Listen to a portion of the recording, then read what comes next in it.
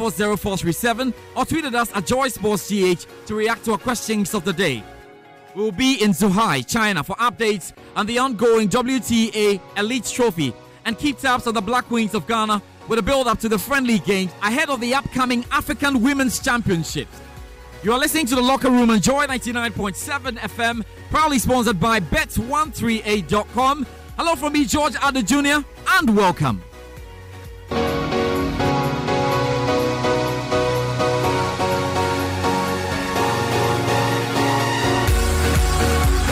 And it's good to have you on board. Welcome once again, Joy 99.7 FM. And you know what? Get onto our WhatsApp line, 0244340437. It's a super preview to a wonderful sporting weekend to come. And it will be a wonderful place to begin right now here on the show. Remember that you can get onto our Facebook page as well, Joy/99.7. And indeed, we'll activate our phone lines at the tail end of the show to give you an opportunity to speak. Real Madrid fans are really a toast this afternoon. And huge questions about how you are going to be forging on, because Antonio Conte has declared that he's not interested in the job. Who will be staying? Is Santiago Solari the new Zidane? All of these questions will be answered on the show, but no better place to begin than here.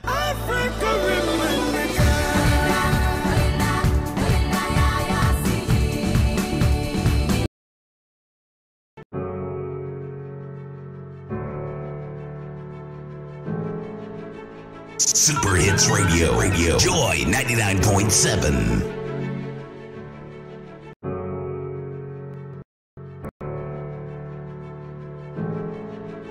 Super Hits Radio. Joy 99.7. Championship that will be taking place in Ghana later this month on the 17th of November. And so there's a lot to look forward to that. Remember that the Black Queens are hosting and are hoping to win. They're in Zambia at the moment as they enter the final phase of preparations ahead of their competition. They will play Zambia in a friendly this Sunday before traveling to Kenya to wrap up preparations. So joining me in studio with some perspective on all that's been happening, Abigail Sena Sosu, my colleague. Abigail, how are you doing? I'm very well, George. And I saw you moving to that music. A few footballers, yeah. Okay, we've got some 15 days to be fair with all of that. But let's get straight into our discussing. And first things first, you say, of course, we know that the team had some issues. It's been resolved right now. But why was it difficult to get the whole, entourage into Zambia?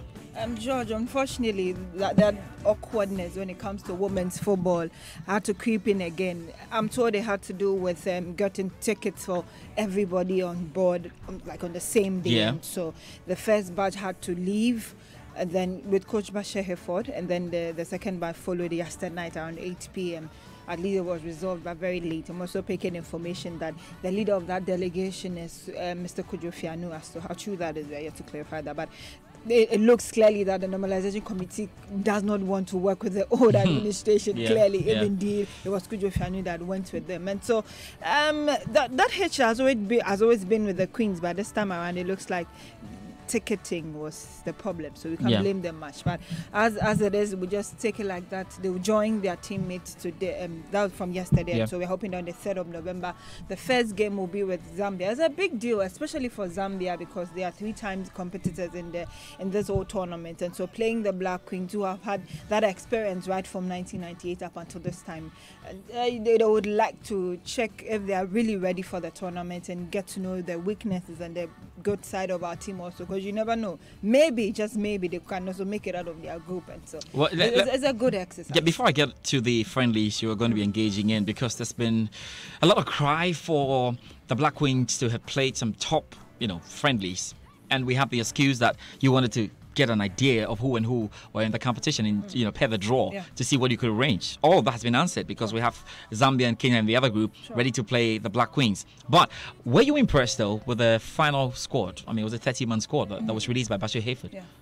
George, I think that I am. Actually, that is what we have. And most of them are actively playing, especially those he invited from outside. Linda Shen, for me, has been one of our brightest spot together with Samira Suleiman until she had some issues. She moved down and then had to head back outside the country and is playing so well. Amapolo is also in there. And so when you talk of experience, I think that we would have it. Linda, for instance, has been with Samira in the last 2 editions, and so they know what it meant when they played in the finals in Cameroon and they didn't win it, and they went ahead to win the WAFU. And so it looks like there's some energy when it comes to their players. I am happy that there's been some graduation for some of those who are from the Princesses right into the Black Queens, and so we would want to see how they will grow into that also, so that when the Queens, most of them fade out, then we know that there is still some core of players that will hold it together for us. That is what Nigeria has, and everybody struggles to beat them because they know how to keep their core and then progress them so well.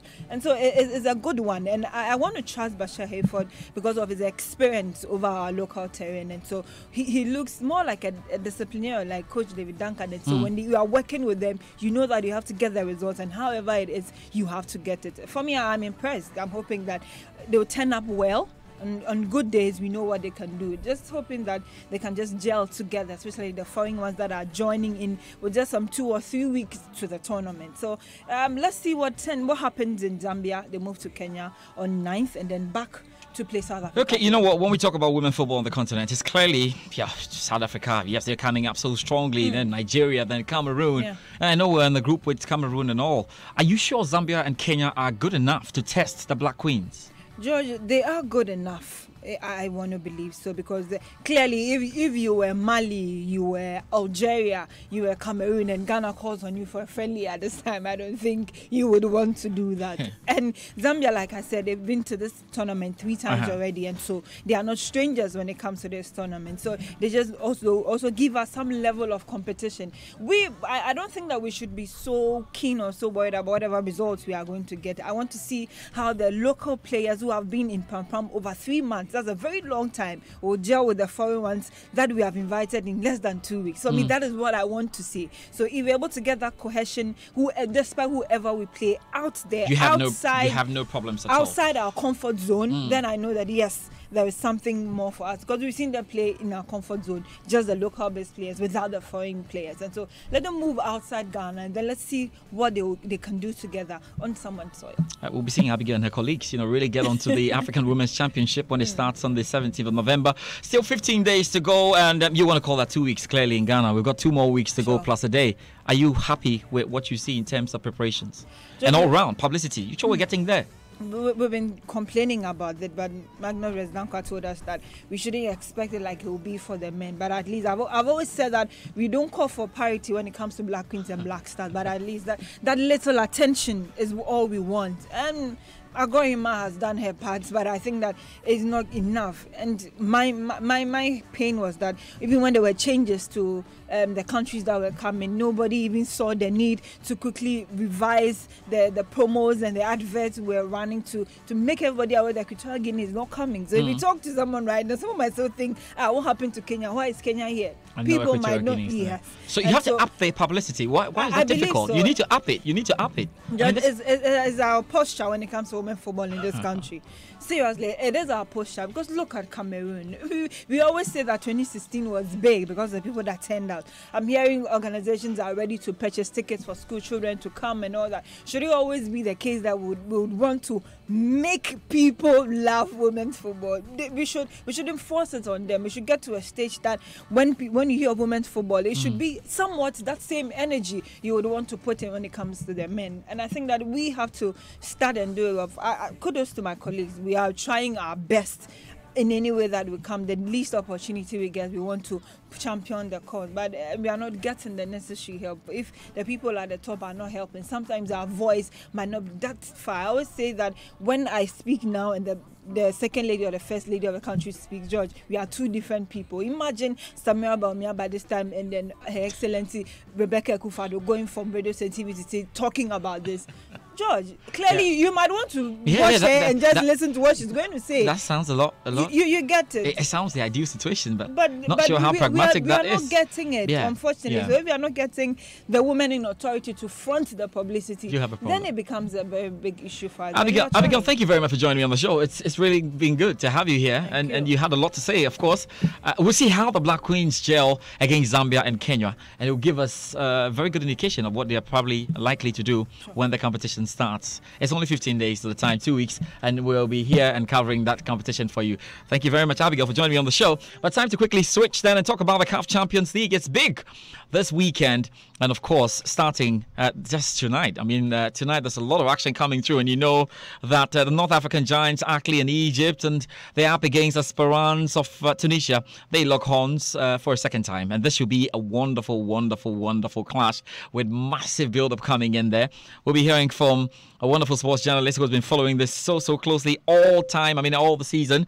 But now, though, we have to go for a quick preview. Selwyn Saki has been putting this together. When we're back, we'll hear from Nuhu Adams. 99.7. When North African giants Al-Ahly of Egypt and Esperance of Tunisia lock horns in the grand finale, it will be the second time they meet at the ultimate stage of the CAF Champions League. Both sides met in the final of the 2012 edition, with Ahly winning 3-2 on aggregate to claim their 7th title. Between them, Ahly and Esperance count 10 Champions League titles, with Ahly record champions having 8 titles, with 2 for the Tunisians. The 2018 final will be Ahly's 12th appearance in the final, a record but just losing on 3 occasions. On the other hand, Esperance has reached the ultimate stage 6 times before winning twice, 4 times. Video assistance referees will be used in the CAF Champions League final for the first time on Friday, when Al-Ahly of Egypt hosts Esperance of Tunisia in the first leg. The system allows for field referees to assist match officials regarding goals, penalty, strict red card decisions, and mistaken identity when awarding red and yellow cards. VAR has been used once before in Africa for the 2018 CAF Super Cup match between Wydad Casablanca of Morocco and TP Mazembe of the Democratic Republic of Congo. While VAR has been both lauded and loathed by footballers and officials, its use at the World Cup in Russia this year was considered largely successful by FIFA. Wally Suleiman of Al-Ahly is another firing 2 of the 3 goals that took Cairo Red Devils past Etente Setif of Algeria in the semi-finals. The key factor in the consistent success of North African clubs in CAF competitions is the number of top-quality goalkeepers the region boasts. So it was unusual that rival coaches Patrice Catron of Al-Ahly and Louis Shabani of Esperance had to defend their shot-stoppers after the semi-finals. Both Mohamed El Shenawi of Ahly and Rami Jaridi of Esperance considered soft second-leg goals that, fortunately for them, did not prevent their clubs progressing. Al-Ahly hosts Esperance Sportive de Tunis in the first leg of the 2018 CAF Champions League final at the Borg El Arab Stadium in Alexandria tonight. Kickoff is at 9 p.m. CET. The Red Devils will be aiming to win an unprecedented 9th CAF Champions League crown with victory over their North African rivals this month. Having fallen just short of adding to their record 8 titles last year, losing to Wydad Casablanca in the showpiece event. Al-Ahly booked their place in the 12th CAF Champions League final with a 3-2 aggregate win of ES Setif. The Egyptian giants suffered a 2-1 defeat in Algeria, but advanced thanks to a 2-0 win in the first leg. Esperance booked their place in the 7th CAF Champions League final following a controversial 4-3 aggregate win over Primero de Agosto.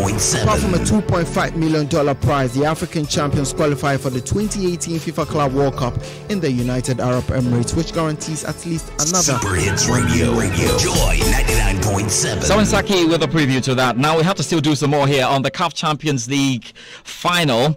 And we have the first leg later tonight, is Ahly up against Esperance. But I've been having a good chat. I spoke with him earlier, a sports journalist who's been following keenly all that's been happening this season, Nuhu Adams, and he's been talking a whole lot. I mean, we talked about the standout team, that's Primero de Agosto from Angola. They've done a very good job this season. And my first question to him was, just what have they done right? Primero de Agosto is Super Hits Radio Joy 99.7. They have been winning the Angolan Premier League, that's the Girabula. But they realize they are being Super Hits Radio Joy 99.7. The African continent. At first, they were dealing mostly with players from Brazil and other parts of Super Hits South America. But Joy the last 99.7. years or the last 2 seasons, they decided to go in for players who have seen it all in Africa. So if you check their squad, Super Hits Radio Joy 99.7. Bobo Ngenda from DR Congo, they have Mungu Mukamba also from DR Congo, they have Yisa who is from Super Nigeria, Hits they have Radio Joy also from Nigeria. 99.7. So it's a blend of getting the best talent in Angola plus the best from other parts of Africa, and I think that Super Hits Radio, Joy 99.7 on the club, and I think it paid off for them. They have about 11 of their squad always been caught up Super by the Hits Angolan Radio, Joy 99.7 for them. They still want to make a name on the continent, so they've made some additions to their squad. Super Hits Radio, Joy 99.7 start just 27th November. So they've added Anderson Aquino from Brazil. They've added Arif Apel.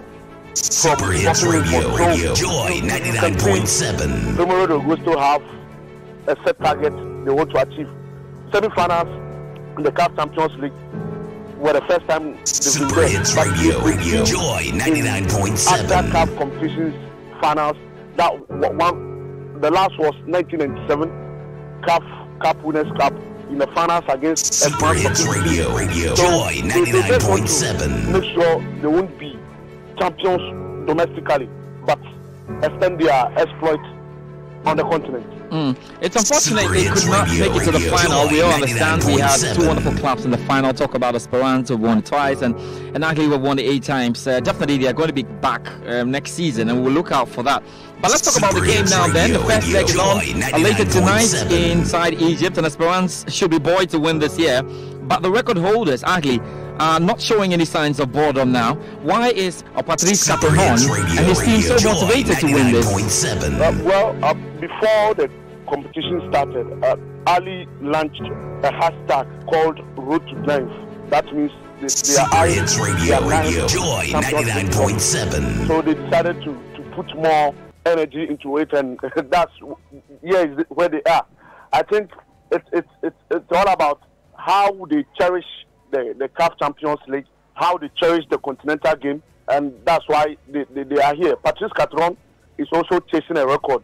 He will be the third manager or the third coach to have won the CAF Champions League with 2 different clubs. We know he won it with TP Mazembe, and if he is able to win it, he will be the third coach or third manager to do it. That's enough motivation for Patrice Caterhon. The first 2 coaches who did that was Mahmoud Gouhari, who is an Egyptian, and Oscar Filoni from Argentina. So Patrice Caterhon have that motivation, and I think Ali, the players know what it takes to win the CAF Champions League. They are Africa's club of the century, and if they're in the finals of the CAF Champions League, they must win it. Good one there. So it's only the first leg, I know, but how decisive could a good result there be for Esperance, who are playing away tonight?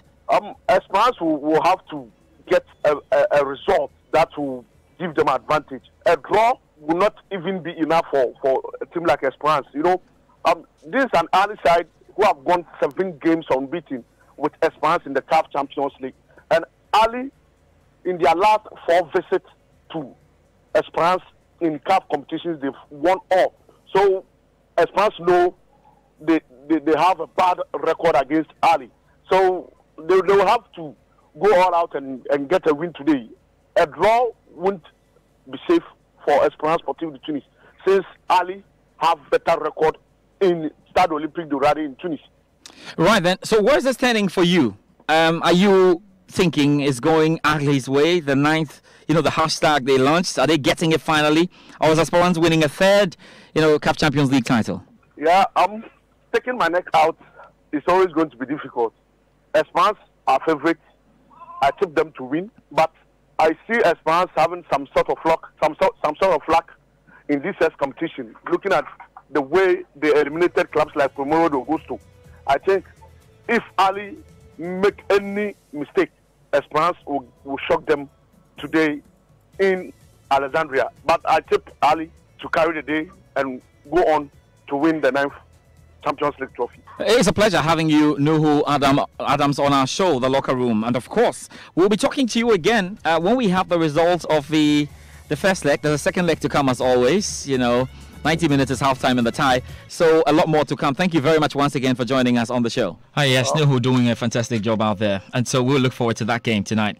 Ackley up against Esperance. Now, it's time to hear from our wonderful BBC Joy Sports 2-way series. I had a chat with the BBC's Rob Schofield. We go for that, and when we're back, there's more on the show.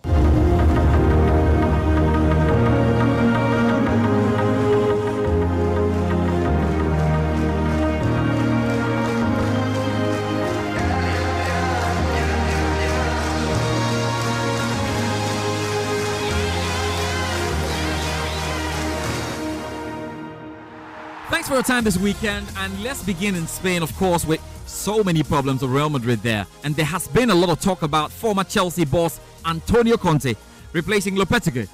Is Conte suited for this job? Well, Florentino Perez, the Real Madrid president, seems to think so. He wants a disciplinarian to come in and manage this group of players. He believes the changing room has got somewhat kind of too big for its boots, really, a bit out of control. He wants a disciplinarian there to stamp his authority on the team.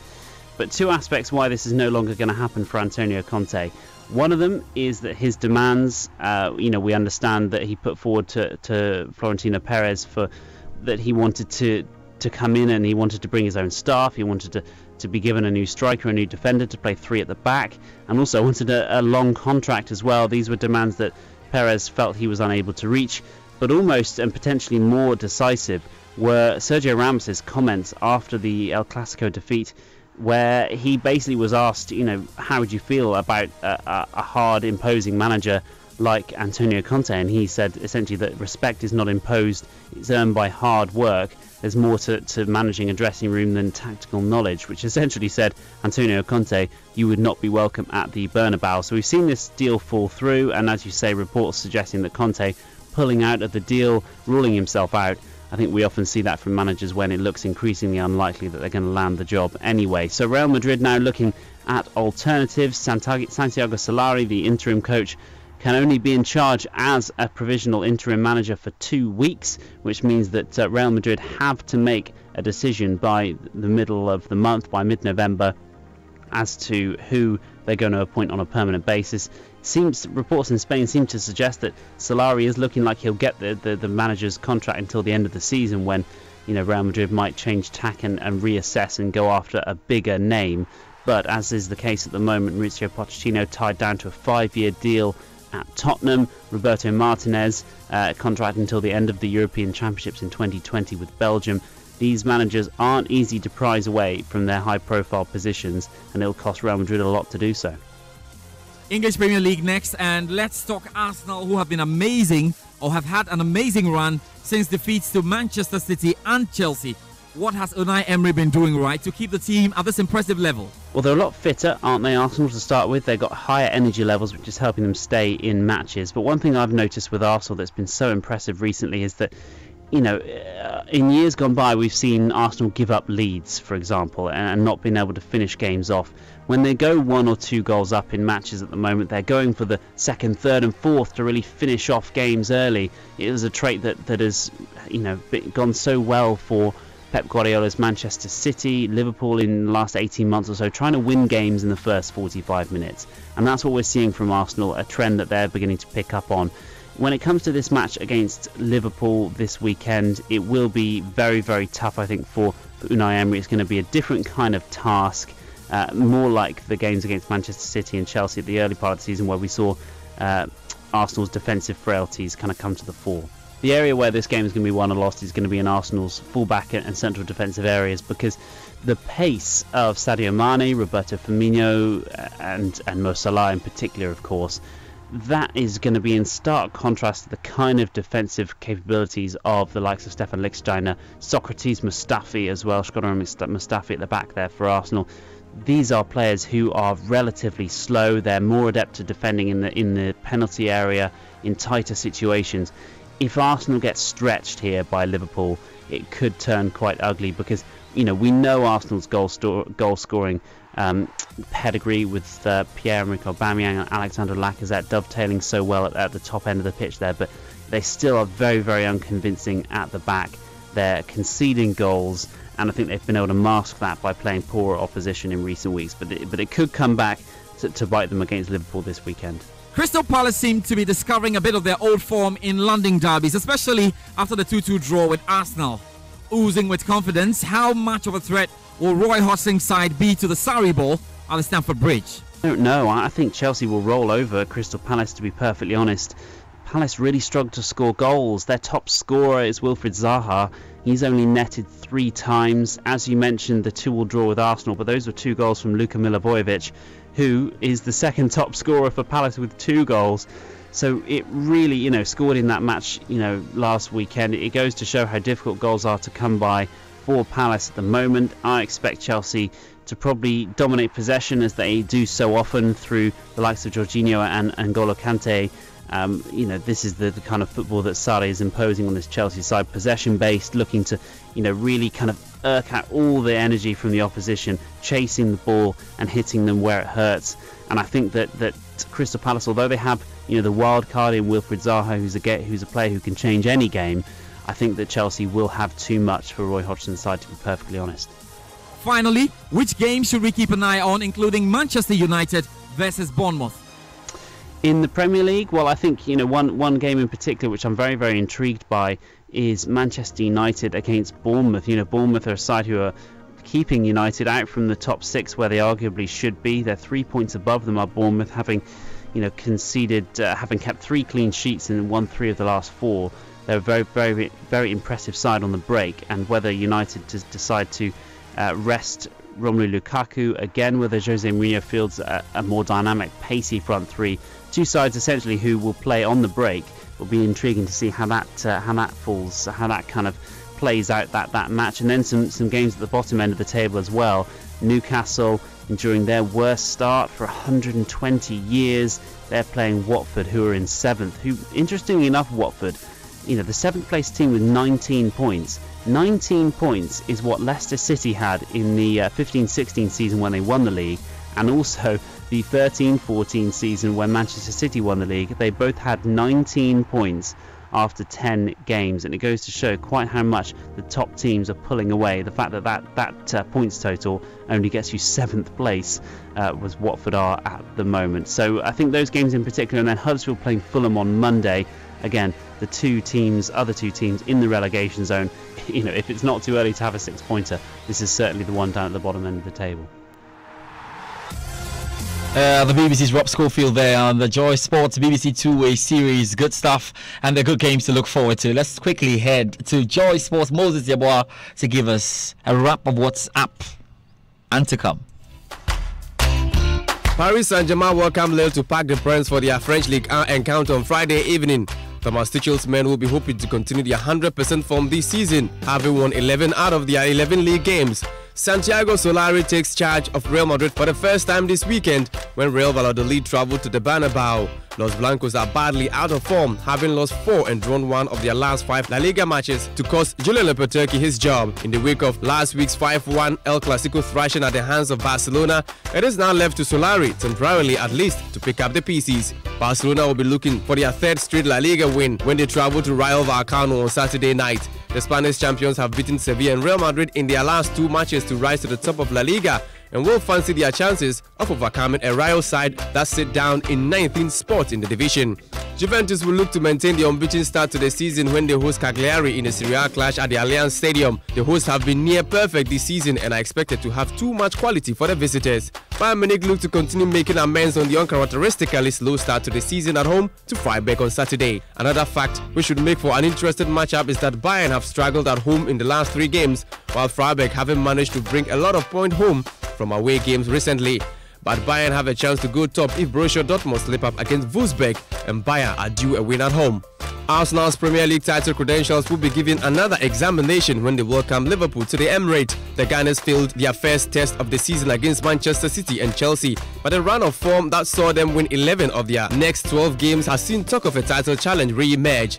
But that progress could be undone if they fail to send a message against Liverpool on Saturday. Elsewhere, league leaders Manchester City take on Southampton, Chelsea hosts Crystal Palace, and United travel to Bournemouth.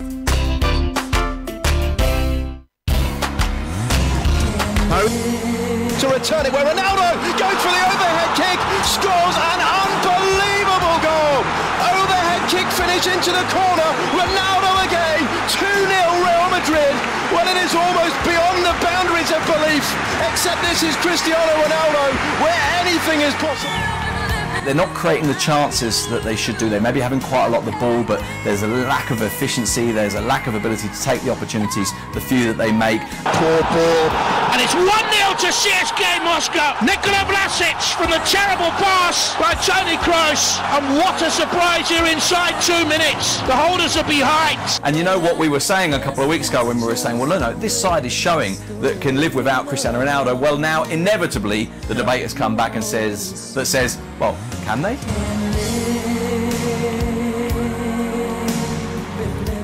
Okay, so the latest on the Real Madrid issue. Is it an issue crisis? They're looking for a coach, are they? Yes, Antonio Conte is now been ruled out. He's been ruled out of it. So we're wondering who will be next, who is likely to do this job, how will this be solved? And there are lots of questions coming in right here on the show. It's good to have three gentlemen join me in studio. Oreku Ampofo, Benedict Owusu, and Safo Bafojima. Guys, how are you doing this afternoon? Awesome. Fine, George. Yeah. You sound like it. You sound oh, you sound it. I mean, let me start with you, Oreku, then. Has anything changed at Real Madrid? Because in the last few hours or few days, we've had people say, oh no, Real Madrid have moved away from Galacticos. They are now trying to get players through the ranks. Structurally, has anything changed? Yeah, I think so. And it's been long coming. You take a cue from the transfers that Real Madrid have done over the past 4 years. And the last time they went into the market to buy a Galactico was after the 2014 World Cup when they went in for James Rodriguez. But then, since then, you can clearly see that the club started to invest in younger players. You look at the likes of Llorente, Ceballos, Odriozola, Vallejo, and I think Mariano. You look at all these signings, and they are to age 23 and under, and that tells you that Real Madrid wanted to look long term. They realized that there would be a point where all these players, Sergio Ramos, Cruz, they would need some replacement. So, judging from the type of transfers that they made, you could clearly see where this Real Madrid team was heading. Now, I think a lot of emphasis was placed on development of the youth when the Florentino Perez appointed Lopetegui as coach, because we see from his track record how he's worked with the youth sides, and even in the Spanish national team, how he gave a lot of game time to the youth. And you look at the likes of Isco and Asensio and Vasquez all getting their chance. So he's known for developing younger players. And when he came in the beginning, we saw him handing chances to Odriozola, Ceballos. That's when Real Madrid started to play well, and everybody said, yes, we do not need Cristiano Ronaldo. But then, unfortunately, along the line, the hierarchy at Real Madrid took over, and he had to go back to the old guards. And funny enough, we didn't see Ceballos in the El Clasico, which I found pretty strange, because I think he's been top two Madrid players this season, according to form. So him not starting is just an indicator of things going back to, the powerhouses in the dressing room. But I think there's been a change, and Perez, for one, I think he was looking into the future. He knew that this machine wouldn't last for long, and he bought a lot of replacements. But unfortunately, I think the cracks were papered by Zinedine Zidane, and now they are tasked with the challenge of finding a new coach who can blend this youth and these old talents who are running out of legs. We've gone through this, Jima. We've gone through this, and clearly, yes, the fact that Zidane is not around also seems to be a problem with the kind of influence he had on it. We'll be talking shortly about the qualities of the new Real Madrid coach, whoever it's supposed to be. At the moment, we are not too sure. But with Antonio Conte out of the space, would you say that Solari could be the new Zidane? It depends on how he performs in the next 10 games. Between now and December 16th, he has 10 games to play up until the Spanish League breaks for the Christmas holidays. So his performance and the decision of the Madrid board to allow him to continue will largely depends on how he comes out of the 10 games. Within the 10 games, he has games against AS Roma at the Stadio Olimpico in the Champions League. Madrid will be playing against teams like Valencia at the Santiago Bernabeu, as well as Celta Vigo. But I think quite crucially, the next 3 games in the league are crucial for him, especially coming up this weekend against Valladolid at home, as well as Eibar and as well as Celta Vigo. On paper, I think the games against Valladolid and Eibar are winnable, but the tricky one is against Celta Vigo. If he's able to come through those games, then we might be getting some confidence coming from the Madrid fans as well as people who are football enthusiasts. As it is now, he has no pedigree in the game in terms of coaching. As a player, Santiago Solari was a fantastic player, but as a coach, what he's only done is to just manage some of the youth teams in Madrid, and until last 2 seasons, the manager of the Madrid reserve side. So, as it is now, he can only do but ensure that he wins games, and once he wins games, we can start having confidence in him. If not, if he doesn't win the games against the top teams in La Liga, then it's likely Madrid will have to find a new coach in January, maybe in the shape of Arsene Wenger. over the course of the week, Wenger mentioned that he is likely to return to football in January. So who knows? Who knows what happens to Arsene Wenger there?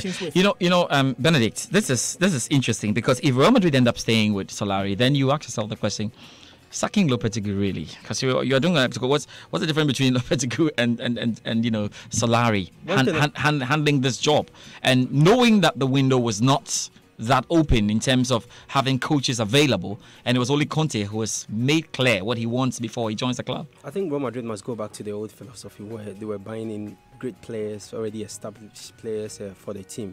You know, when they moved to this new philosophy of trying to build a team, get the youthful guys to probably maybe look ahead in the next few years, probably maybe 7-8 years, where they had the likes of Cristiano Ronaldo playing very well for them at that highest level. Now things have changed. Moving to that level, there's a club that don't have time. They don't have patience. I mean, because if they do have patience, I think that Lopetegui should be allowed to go through at least in January. He has started something new. He has started something different from what was being done previously. When Zinedine Zidane came in, they already established players in the club. Some also came in. James Rodriguez played very well at the 2014 World Cup. That was what warranted his move to Real Madrid. There was already established Cristiano Ronaldo. Other players were playing very well in a team. Now you want to build a new system, a new philosophy. Bring in young boys where a manager will be able to foresee that, okay, probably maybe in the next few years, these are the guys we're going to build a team around. And if you don't have the patience, what do you do? And if they should go on and look for the same thing from Solari, then I think that they will definitely sack him as well, or probably maybe will not give him the substantive appointment as manager of the club. But if they want to, and looking at things now, Antonio Conte is not available. Who are you going to get? Arsene Wenger from Tottenham. A lot of money, Pochettino from Tottenham. Even Martinez, a lot of money. Even when you're bringing all these coaches, what's the philosophy going to be? Is it going to be the old philosophy where we're bringing in already established players, or we're going to go the line of Lopetegui, which didn't work? I think that Real Madrid is a club that at this point, if they want to compete effectively with Barcelona as we've been used to over the years, they must go back to the Galactico era, where buy the players. They buy the players, getting the players, getting Neymar, getting Mbappe, getting all the top players. Because at this point, Barcelona already they have established players. Who Lionel Messi. If you have Lionel Messi around, and you know Lionel Messi is not going to fade anytime soon. Lionel Messi can play for the next 5-6 years. Exactly. So get in the players that are already established in the other leagues to come and compete. And then you have as simple as that. Rico, you know, Barcelona have Real Madrid have a bit of a timeline. They have to declare the next 2 weeks who the substantive coach is. That's a bit of a timeline, and they have to work through that. So they might be forced. They might be forced now to go, because I thought the thinking was, okay, we sack Lopetegui, and of course Conte is going to get into this, but Conte has made important points out there in declaring what he wants before he joins Madrid. All of that cannot be, sorted out before he joins Madrid, practically. I think so, and I think from his experiences at Chelsea, Conte came in demanding that he comes in with 5 of his stuff, and he also gets a free hand in his transfers, which I think would never happen. And he wants a signing of a striker, a central defender. Really? Yeah, I think this is these points I think Perez would never agree to, and unfortunately that means that Conte wouldn't be in the running. But what I see is Solari probably handling the squad till the end of the season, where they would try to go for a top name and maybe Mauricio Pochettino or maybe an Arsene Wenger or someone. But I think for now, Solari has showed. You look at their Copa del Rey fixture against Melilla, where they won 4-0, and I think they were good signs. And that was a 30th year. Good sign. I think good sign, really. 30th, but you had Sevilla. You need something. Sevilla going away and drawing to another 30th team. So, and Barcelona struggling. Yeah, it wasn't easy, and I think it was a type of football that they played on that day. And new signing Vinicius had a very good start under the new coach. So things are looking positive for you. You think so? And I think if they're able to, dig deep and get results against Eibar, Celta Vigo, Solari will be the man for that. Why can't he be the next Zidane?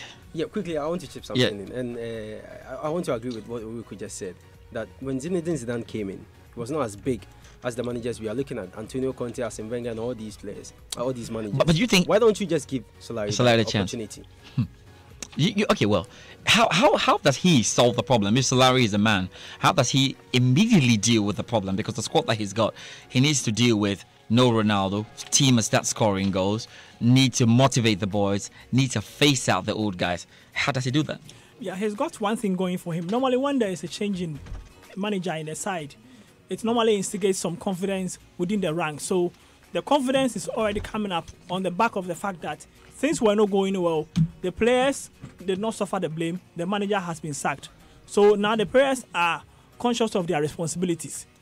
And fortunately for Solari, he's got a fixture of games which are relatively manageable compared to these days games in La Liga are not manageable against Barcelona or something. So for me, I think that on the back of the fact that a manager has been sacked, we see it everywhere. We saw Chelsea under Roberto Di Matteo coming up against teams like Benfica in the UEFA Champions League against Napoli. On the back of lose against Napoli at home against when Andres Villas-Boas was the coach. Nothing changed. What only changed was that a manager has been sacked and now the players have to prove themselves. So he has that thing going for him. So if Madrid are able to win against Valladolid, I think they can pick up from there and gradually confidence will get on board the players. If Madrid, and Solari might be the coach for the long term. Guys, finally, and in 10 seconds, quick one, very quick one, yes. Quick one. Yeah, the betting boys nowadays will tell you that no game is manageable. No, yes. If Real Madrid is losing to the likes of Deportivo Alaves and Barcelona losing to Leganes, it's really difficult. Guys, just in 10 seconds each, if Madrid have to break the bank for a coach, who should they go for? Irrespective of where he is and who should they go for now? I think the ideal candidate for me would be Mauricio Pochettino, and I think that he is the man to impose his tactics on this Madrid team. I think he has the pedigree, and most importantly, he has the hatred for FC Barcelona. So that's fine for you. Benedict, who would you suggest they go and break the bank for? You should go for Tata Martino. Okay, Tata Martino. Well, yeah, I think Pochettino is the right man. He speaks Spanish. He's calm. And he's garnered enough respect in the game. So I think the likes of Sergio Ramos and Gareth Bale will have no issues with him being their manager. Right, thank you very much. Safo Bafo Jima, Rekwan Pofo Benedict, who's joining me on the show. Indeed, to Nuhu Adams and everybody who made this work. That's it for us and from us here at Joy 99.7 FM. We're back next week with another great edition of The Locker Room. My name is George Aldo Jr. Till we meet then, be good.